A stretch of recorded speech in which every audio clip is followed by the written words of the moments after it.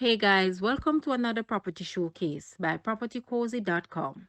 Come home and relax in this architectural designed home located on Tulip Street, Longville Park, Clarendon. This is a masterpiece of class, style, and elegance.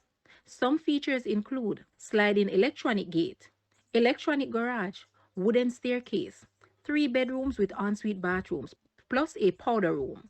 The ground floor welcomes you with a veranda, family room with open concept living, dining and kitchen with breakfast counter and circular island.